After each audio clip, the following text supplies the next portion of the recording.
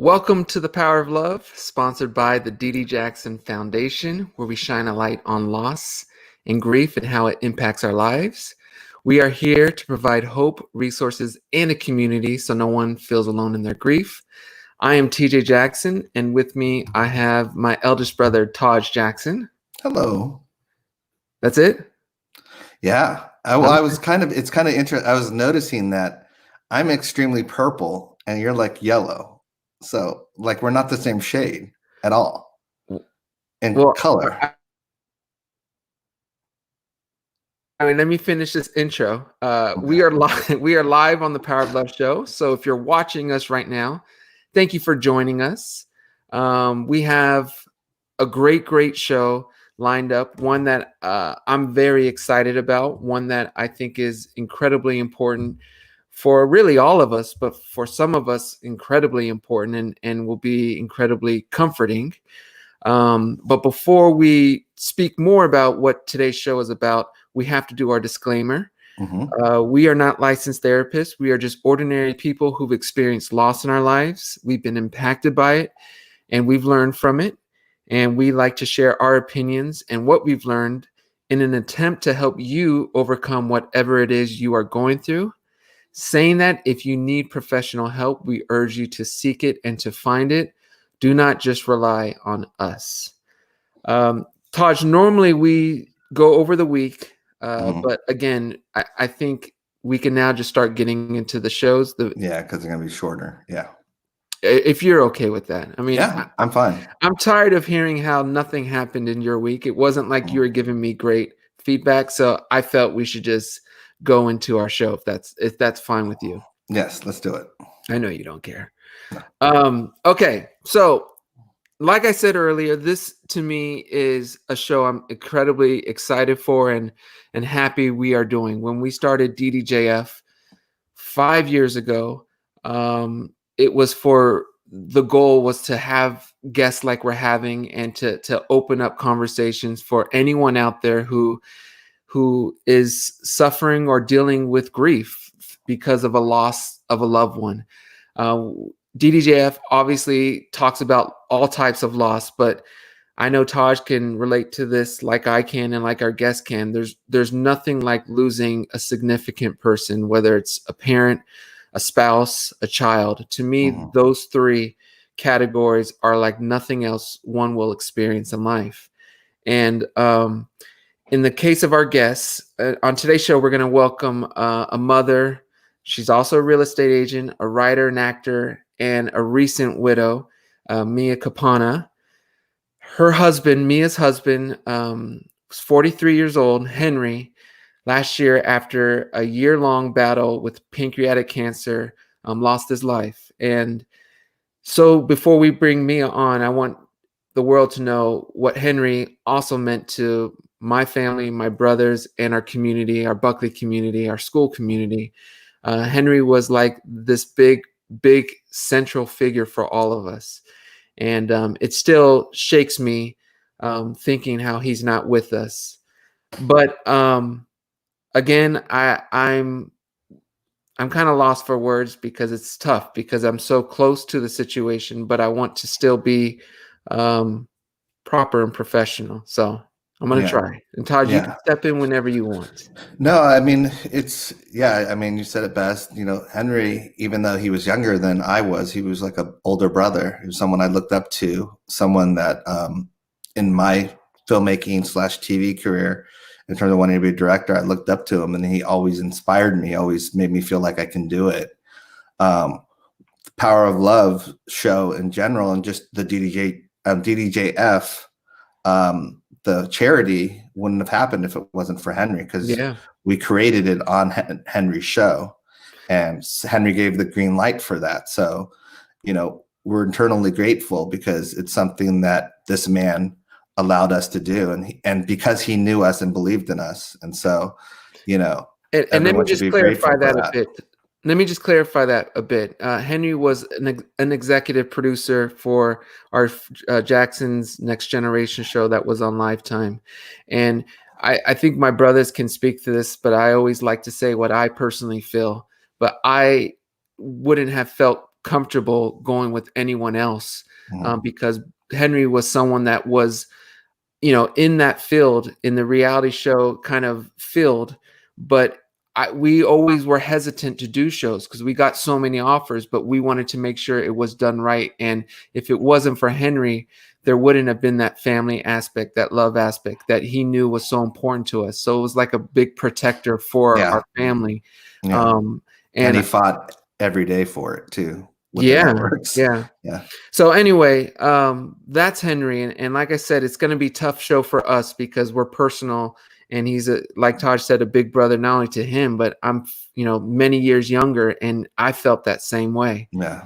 So without further ado, I said it wouldn't be a long intro, but it turned into a long intro. But let's get back to Mia. Mia is continuing to run the business she and Henry started together, and they raise Henry's most important legacy, their 11-year-old daughter, Sophia. Mia hopes by sharing her story about grief, loss, and trauma that it will inspire others to create a more open dialogue about grief and pain in our society and contribute to the community of all of us who are forever changed by deep loss. Without further ado, let's welcome Mia Capanna to the show. Here she is. Hi, Mia. Hi. Hi, Hi, Mia. guys. Yeah. Hi. That was really beautiful. I was It's like it's tearing up. it's all 100% heartfelt and the truth. And first of all, thank you again for joining us, Mia. And I know I don't know who reached out to who, but there was a show we did about a month ago, and maybe you had reached out to Taj or vice versa. But I'm so happy you are here and sharing your story. It's so hard for us because we don't want to be intrusive. We want to make sure you have the proper time you need. But it's people like you who help us continue to talk about it, because grief is a very isolating experience. It's an experience that is very, I don't want to say abnormal, but it feels abnormal. It feels like you're all alone, and it feels like, why me? And for you to come on and share your perspective of it means a lot to me and our whole DDJF community. So thank you. Thank you, guys. And I was watching a show that you had a couple of months ago with, I forgot her name, but she was extraordinary. She had lost both of her parents and was becoming a grief counselor. And I guess as I told Taj, I did reach out to Taj just to say that what you're doing, just talking about like this dialogue is so important, because it really is just shocking how little support there is. I think people don't want to talk about it. They don't want to bring people down. It's just such a weird thing to go through. And I think, but it's the most common thing. I mean, it's as common as birth, right? So we should all, I feel like, be more comfortable just to talk to everybody about it, because it's gonna happen to everybody. That's also the thing, That's something we always talk about, how just because it hasn't happened to you maybe yet, or to this level yet, doesn't mean you can't in a way prepare for it or strengthen yourself, so that if and when it does happen again, whether it's a spouse, a child, a parent, it's going to happen, so that you could be prepared and try to establish a more of an understanding on how to handle it. And I have to commend you, because I know, I can assume that you have very difficult moments and very difficult days, but I still commend you, because it takes a lot of strength and power to come here and share. And I always ask our guests, is there anything that you don't want to talk about? Is there anything off limits? And I commend your answer, that you're an open book and you're here to help and share. And I thank you. My very first question to you is, what did you and Henry do when you guys first received his diagnosis? So Henry was sick for a while. And we thought it was pancreatitis. We didn't think it was cancer. He had gotten a biopsy that was negative and stuff. So there was like a 2-month period where he was really, really sick. He also was a really private person. So it was a secret, but he was really, really, really, really sick. And that was really hard. But again, it was like, okay, what's wrong? Since he was a healthy person. So, okay, you're sick. How do we make it better? and nothing was making it better. And the day, December 11th, 2019 or 2018, that we found out that it was cancer, we, you know, it was just, we're going to beat it, you know.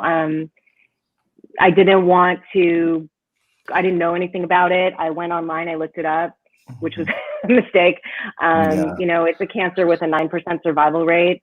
And for some reason we were going to be in the 9%. And that was what our focus was. And letting the terminal nature of the disease, honestly, we couldn't let it in. It was, you know, some couples, I think, talk about it. They can accept it a little bit better, like the finality, the death. They talk about stuff like that. But it was really hard for us not to fight. And those conversations, it felt like giving up. You know, to talk about him dying was giving up. So we just tried to fight, and that's what we did for 9 months. When you say he was sick, what kind of signs was he showing? He had he started saying, like, I feel full a lot. And you know him; he's like a huge guy, and like food was so important, and he ate all the time. And he would eat a lot of food, but then he would try to eat what he ate, and he'd be like, "Oh, I can't eat that way. You know, I'm getting older." And then it turned into horrible pain, like horrible, horrible pain. And I would, you know, he stopped being able to sleep. He would sleep on the floor. I would wake up at 2 a.m. and see him like outside in our hot tub, just sort of like hunched over in pain. I mean, he was in excruciating pain for, you know, about a year. Okay. And during the year after, or during the time of after knowing his prognosis, how did you guys manage everything that you had to keep carrying on, whether it was business, parenthood, during this difficult time, and knowing that, you know, he has cancer? How did you get through that period? Well, we worked together. We had a business for about 4 years when he got sick. And, you know, we had decided that, you know, he was brilliant, as you guys know, and his brain was fine. It was just his body that was sick. So, you know, we were like, okay, you'll be the brain, I'll be the body. And everything that had to be done, I did, you know, physically. And he was on the computer. It was important to him that nobody knew, as you guys know. So hiding it was hard until we couldn't hide it anymore. We had we have amazing friends, and we had a lot of support during his illness and afterwards, and that was everything. And my daughter, you know, we kept it from her, which I think is a mistake. I mean, now I see it was a mistake. At the time, why do you think it was a mistake, Mia? Because she found out. It was kind of big. She was going to find out, you know, and she found out and felt so betrayed. And we have such a small family. I mean, there were 3 of us. Now there's 2, and so she just felt like, you know, other people knew and she didn't, and they weren't, you know, in the family, like what she just felt lied to. And now, you know, she's been in therapy. So we've been discussing, like, she needs to trust me completely. So I think keeping stuff from her when, you know, we're parents, we want to protect our kids. It's like the worst news ever. And you know, we couldn't process it, you know, and how do you give that to your kid? And how do you tell your kid it's going to be okay when, like, you know, probably won't actually. So it was hard. And, but now we're super open, about everything. So can I ask you, because I read a book called The Last Lecture recently. I read it in the past, but I reread it, and it's written by a professor named Randy Posh, and he has terminal cancer, and he had, I think it was 2 children. I want to say around 9 and 5, and his strategy was not to tell his children until he was actually showing signs. He didn't want to, similar, like I think 95% of us parents would do. We don't want to overstress. We want to protect our kids. We want them to be have good moments with especially if they're going to lose a parent. I don't know if his wife regretted that. You know, Randy's no longer with us, but he decided to wait until the time when it was obvious. I know you guys found out on December 11th, and then Henry passed.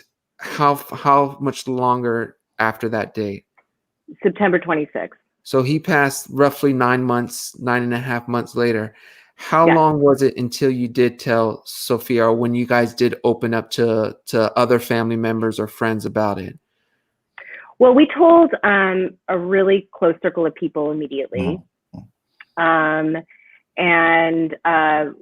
you know, I think Henry felt more comfortable with,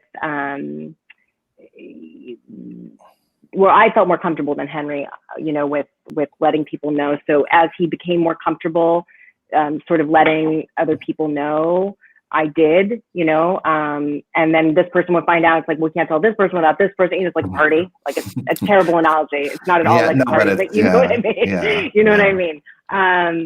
So, and she found out, I want to say in like January, February, something like that. And she had heard my mom on the phone. And so she just, I mean, I'll never forget. She walked in the door and just came right up to me and she said, "Mommy, does Daddy have cancer?" You know, and she's smart, and she, you know, she went online and looked it up, and, you know, which is what I didn't want. So it was tough. But like I said, it was, you know, kids are so much more resilient than we give them credit for. They're so much stronger. They're so much smarter, like all these things. It was the not being included that hurt her more than the cancer, you know? Yeah, I mean, I understand. So when you say you regret, you just wish you would have told her up front from the beginning. I do. I wish she would have been included. Yeah, I do. Todd, do you have any questions so far? No, I'm just reading the comments. You know, they're extremely supportive. You know, I don't know if you can see me at all, but they've been, you know, extremely supportive and everything. They're eternally grateful for you coming on the show, because it does take so much strength. But it is, especially, I mean, it is so hard because there is no handbook in terms of like what to do in the situation. You just learn from other people's experience. So people are learning from you right now in terms of what to do. So thank you. And Randy was a previous guest. So she says children can handle the truth if we hold their hearts gently and tightly. But, you know, Mia, I would have done. I probably won't, but you don't know at the time. And I think when you find out things like these, your first reaction is to protect and preserve happiness in your family and what you have. So I hope you're not beating yourself about that. No, I mean, no, okay, not now. I was for a little bit, but I'm not anymore. And, you know, and we're just moving through it together now, you know, me and my daughter, which is good. Last question I want to ask about Sophia. How is she? She doing okay? She's really good. Yeah, she's really good. She's really strong. She's really, you know, I think I lost my dad when I was 22. And I know you guys obviously understand what it's like to lose a parent.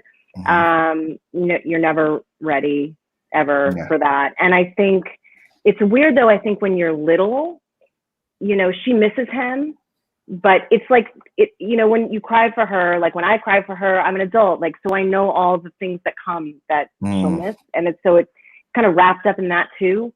So right now, you know, she just misses him, you know, which that's the base. I mean, we all do. We want him back, but, you know, she's processing it really well. I mean, she's really reaching out to friends. She talks about it. She can say when she's sad, she can say when she misses him, and she can also have fun with her friends. So, how was her friend support in that way? Unbelievable. I mean, I knew the answer, but I didn't want. Yeah. She seemed like she had a good friend support, and she had like those girls were like, she had her 4 best friends. The second he died, they literally were around her and didn't leave her for like 5 days. They slept next to her. I mean, it was so amazing. Beautiful. Yeah, it really was amazing. I lied. One more question. Was there Yes. was there anything? I mean, I'm gonna be honest because it's gotten worse for me over the year or two. I don't know why, and I get so scared because it's a similar feeling I had, and I hate putting this out there, but I'm trying to be completely authentic and open. When my mother passed, I felt off like 6 months prior to a year and would think about what it would be like to not have or to lose a parent at this age. I thought about that prior to it happening to her and prior to being that. And it's not at the same level, at least I'm trying not to hope, but I worry so much about my kids and me losing myself. And maybe it's just because I'm getting older. Maybe it's because, I'm not as healthy as I was when I was younger, or maybe it's because I'm losing friends, but that's been on my mind a lot. And something that I juggle with is how I would prepare them if I knew in advance I wouldn't be here much longer. So my question to you, was there anything, since you knew that Henry wouldn't be here long term, was there anything you both did in terms of preparing? Was there any discussions? And again, private discussions you don't need to include. I'm just curious to know if there's anything you guys planned in terms of the raising of Sophia or anything like that for long term. You know, we were on the same page with her. I mean, it wasn't, I know what he wanted. Like, I remember I was listening to Katie Couric. Like, Katie Couric lost her husband, and they had 2 little kids. And she was saying that, like, when he was dying, she was talking about all these things that she wished she would have asked him, things for their kids. And he was alive when I heard the interview, and I kept thinking, like, what do I want to ask him? What does he need to know about raising Sophia? Like, what do we need to talk about just in case he doesn't make it? And, in terms of Sophia, I know what he wants.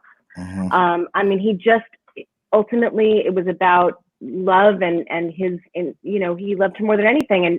And for her to know that and feel that is all he wanted, and all he wanted in the future. I think we had already, Henry, he planned everything. Mm. So I don't think that, there was like nothing like school, like, no, I mean, does she want whatever? Like, I mean, you know what I mean? Like, I think all the logistics were done. Mm. So ultimately, I mean, look, all that remains is love, and all that remains, it's the most important thing. And she, as long as she will always know how much her dad loved her, and I think it was just hard for him to, he would talk about not being able to like dance at her wedding or stuff that he wouldn't do. And that what he would miss was hard.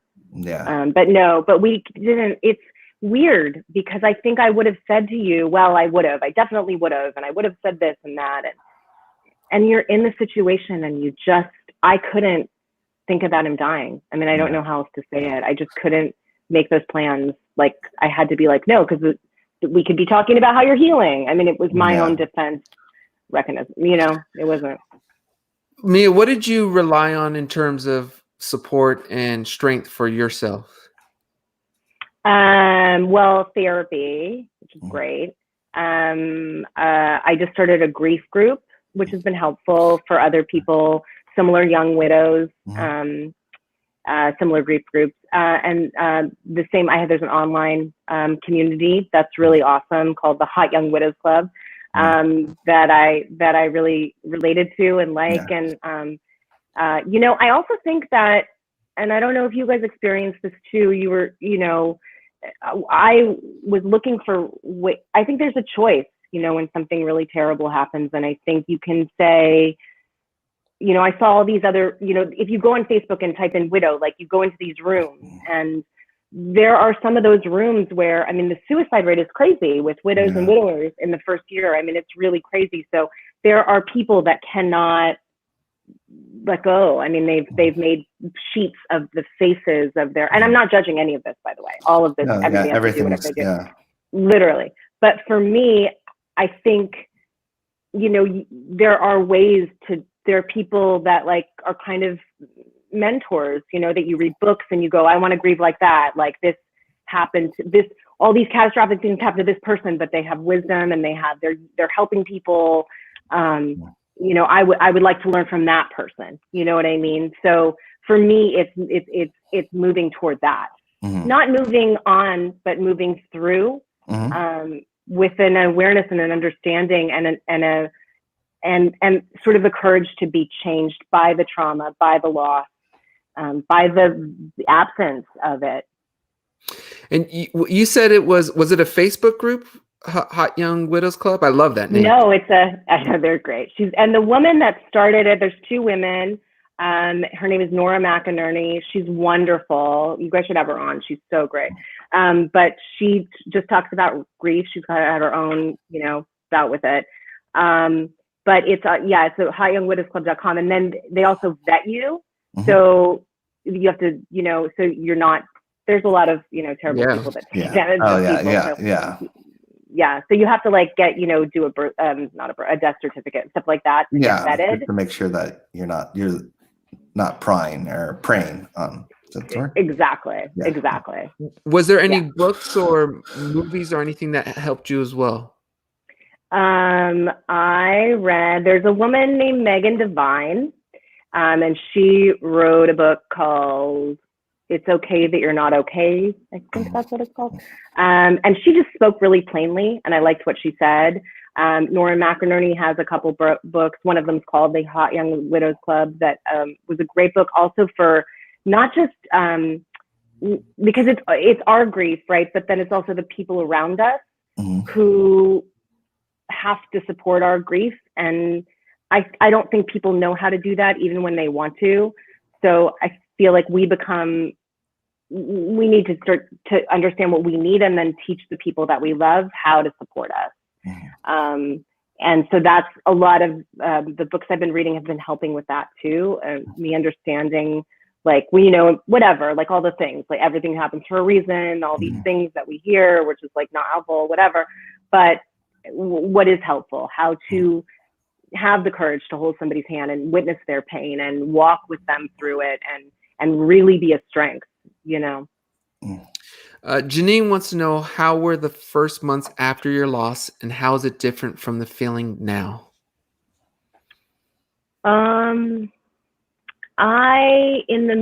In the beginning, it's like a blur, honestly. I don't remember so much. Like I remember seeing you guys, but I don't remember what we talked about. Like I don't remember where, like it's just confusing. And it really does take about 3 months just to get your bearings and realize it. And then at that point, like I could actually start to feel the pain when it came. And that's where I am now. I mean, I think it goes in waves. I think I have, since that point, there's some times where I'm like, oh, I'm great. I'm, you know, feeling so much better. And then like something just comes and takes me down, and, you know, and that could be like, you know, a grocery store. It could be like whatever, you know, remembering something, whatever, you know, it just could be anything. And I think that will probably be forever. I mean, that's what everybody kind of says. Yeah. So I think it's also just learning to live with it and not being like, when's this over? I'm better. You know, you're never, it's like a thing that, you know, it's a chronic condition almost, you know? Yeah. Tarja, were you going to say something? No, I was just listening. No, I understand. I mean, no, especially when you said about the first months, like it's a blur. Like I think back of my mom, and it's like, I remember little things, you know, but it's like other people like were there, and sometimes I don't even remember them being there, you know, or the conversations that we had, but you know, you still feel that support while it's at that moment. I know that I felt a lot of love, but it is a blur. It's like, you know, it's a confusing time. When you have those difficult moments, Mia, which, I mean, even I'll share one of mine was just yesterday. I was looking at my daughter, who's 11. She's named after my mother. And I just thought about how she doesn't have her grandmother, and how my mother, I think I did a Q&A yesterday or the day before, and someone asked what kind of grandmother or what would my mom be like for my kids. And it had me thinking, and it made me feel really bad. And not the question, but yesterday when I was thinking about my daughter not my mother, what she would be like, what they're missing out. And I didn't really know where to go to kind of fix that feeling. So my question to you, Mia, is when you get into these more difficult mental spaces or more difficult grieving periods, is there anything that you have learned to rely on, whether it's a glass of wine, whether it's pulling, Well, yeah. of course, right? Nothing wrong about that. Yeah. Whether it was a stuffed animal or is there anything that's been a quick kind of fix to at least make you feel good again? I wish I could say that there was a quick fix for me, but when that happens, the only thing I can do is go through it and hope that it's not long. And sometimes it's 5 minutes and sometimes it's days, and I can't get out of bed and I can't, like it just depends. And I, the virus, like cancer, like whatever, like these things, I've learned to sort of respect for the power that they have. And, I grief is one of those things. If it doesn't get its due, if it's not heard, if it's not felt, it comes out in other ways at some point, and you can't stop that, so in a way I feel fortunate that it just kind of like takes me away. It's horrible, and every single time it happens I feel like I'm gonna die and I don't know how I'm gonna come out of it. But every time I don't die and I get a little stronger and all of those things. But I wish I could grab something and fix it, I wish wine fixed it. Yeah. Well, I'll tell you this, after 20 plus years, we're like 26 years, I haven't found that what it is for me either, and like you said, and I commend the way you said it, it's one of those things you have to just face and learn to navigate through and understand it's part of you, and I've lost many nights, sleepless nights, just thinking and how we can better adapt ourselves. Yeah. Am I paused or something? Yeah, you paused. Yeah, your internet is not. I know. I'm sorry. Yeah. No, don't be sorry. Okay, Don't be sorry. Another question from Toria. Do you often talk about your husband with your daughter, or do you avoid saying his name? I talk about him all the time. I love to talk about him. I was just telling Taj and TJ, like, he was my favorite person. I love to talk about him. I love that answer because I could relate to this question. When we have friends or people who just lose someone, it's we as the outsiders sometimes have a hard time bringing up that person because we don't want to send someone we care about down a negative or remind them of a painful experience. So to hear you say that is really cool and comforting for people like me who get lost for words. Yeah. You know what I also think too? I think am I still freezing up? Yeah. You are, but now I hear. Oh, there you go. What I found with other widows, at least, like we think about it all the time. There's never like, I totally get it because I would totally feel the same way. I have felt the same way. But in now sitting in this position, I mean, I never don't think about it. So if somebody brings up Henry to me, it's not like I was like, oh, now I'm sad. I just forgot about it. Like I don't. You think about so it whether or not I get sad, you know what I mean? Whether or not I get sad, it's sad. It makes me sad, but that's not bad. You know what I mean? It's the sadness. Also, the grief is the love. It's all the same, right? Yeah. I have a question, Mia, in terms of, I know there's certain shows and stuff that you would watch with Henry that was like your favorite shows and stuff like that. Have you revisited those shows? Have you finished those shows? Like I know they're, or is it something that's still too painful right now?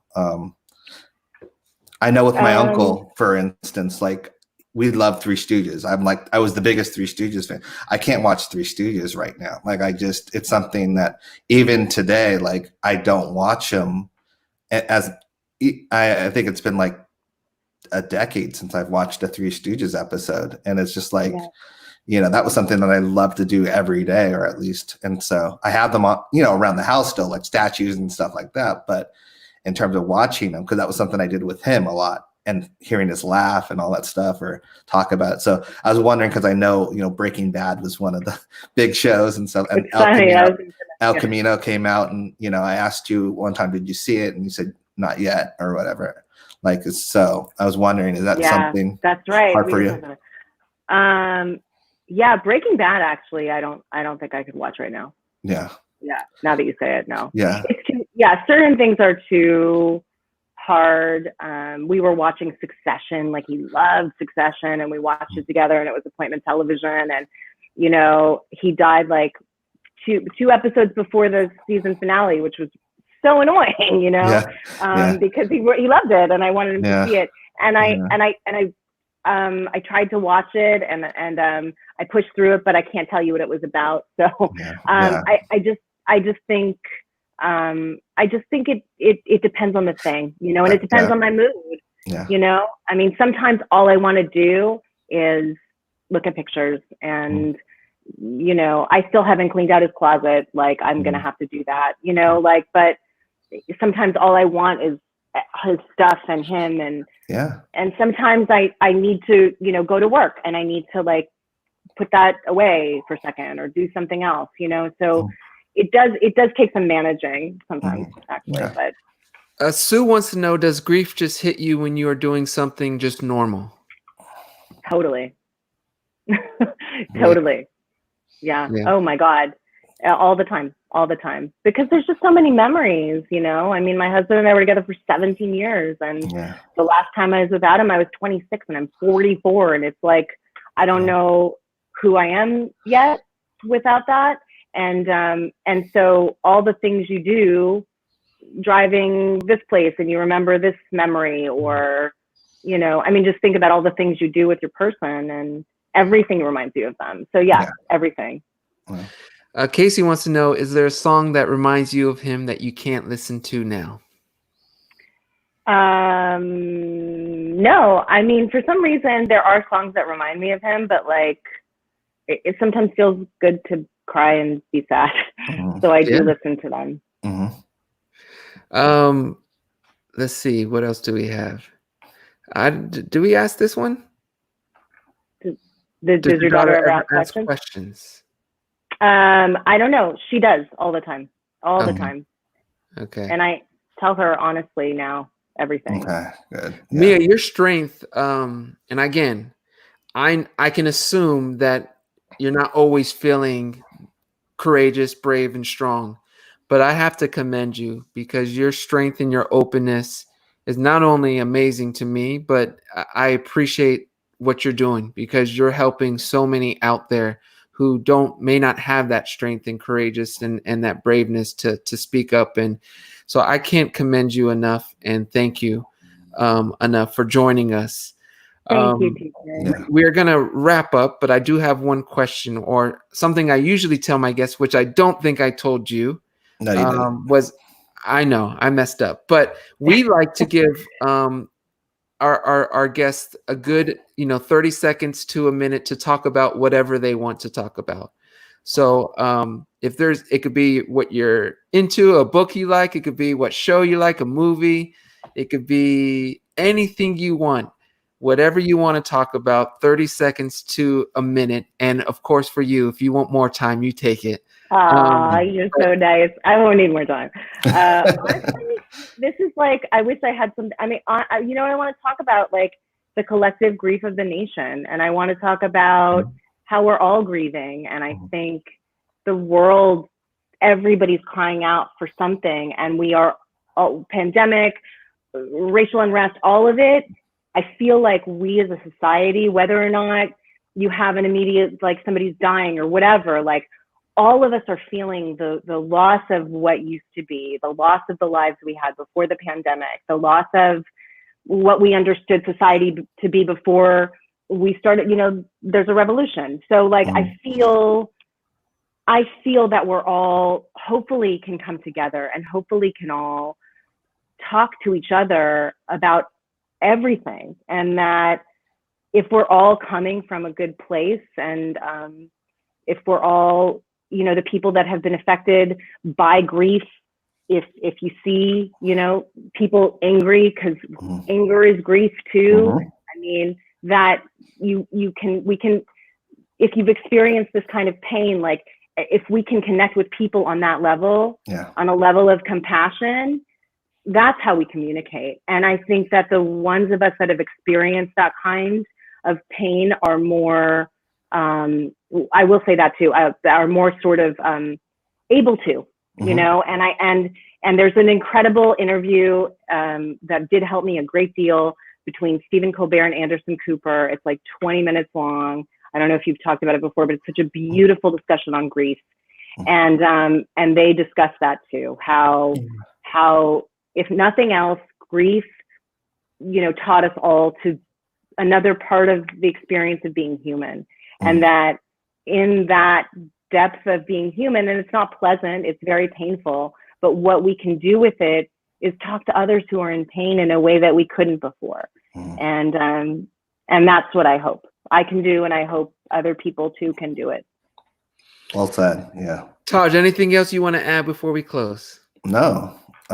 Just thank you so much for this, you know, talking to us. I'm so happy that you reached out, you know, because I wasn't going to ask, you know, in general, because everyone goes through their own time and period and everything like that. But it is something that has always been on my mind, is how much, you know, how can I do more and help you and Sophia out and stuff like that, because I'm still navigating as well in terms of being a friend, because even doing all these shows, I think we're close to 200. It's still something that I'm learning in that way. So yeah, you know, and I want to thank you so much for doing this. You guys doing this is amazing, and that's what I said when I put my brain back on and realized what you were doing. And I actually watched your show. Sorry, I didn't do that before. But thank you guys for having me on, for listening, and for giving me a place to talk about Henry. And really, like, thank you guys for being such great family to him and to us. Mia, I don't know if you can know how much he meant to us, and really, there's very few so people many that great fond memories of Henry from my childhood. And you know, I couldn't, like I said, even taping the show, I it's hard for me to think back, because I think about how beautiful it was to see Henry behind the camera and making sure I was comfortable, making sure, you know, whatever I was thinking and wanting, he was like, "Don't worry, I got you. This is what we're going for," and that. And I truly can't say it enough that I thought the world of Henry, and I love him, and I want you to know that we are here, and not just in any way you can need us. We are here, and I want to make sure you know that. And finally, I just want to thank you for joining us. And again, I commend your bravery and your courageousness for doing this. Again, you're helping many people right now, and this is going to be on so people can rewatch or re-listen. And I thank you because it's people like you that make the world easier for many of us. So thank you. That's very nice. Thanks so much. And know how much he loved you, all of you, really, so much. Well, we're going to close. Thank you, Mia. Thanks, guys. We're going to close. To everyone out there, remember, I'll just say, remember to love your loved ones. And I think for me, one of the biggest takeaways was if you're in a situation like this, is maybe to be more upfront with your child. So that, again, something I would have definitely have done the same thing. And I think 95% of people would have done the same thing. So for you just sharing that, I think it will help prepare people to maybe reconsider that. So thank you for sharing that. But that's it. We're going to close. I obviously am not the best at closing, but I love you guys all. Thank you. Todd doesn't know. Thank you guys for joining us. And please, again, thank Mia for everything. All right. We are out. The DJF Power of Love show. Thank you guys, and God bless.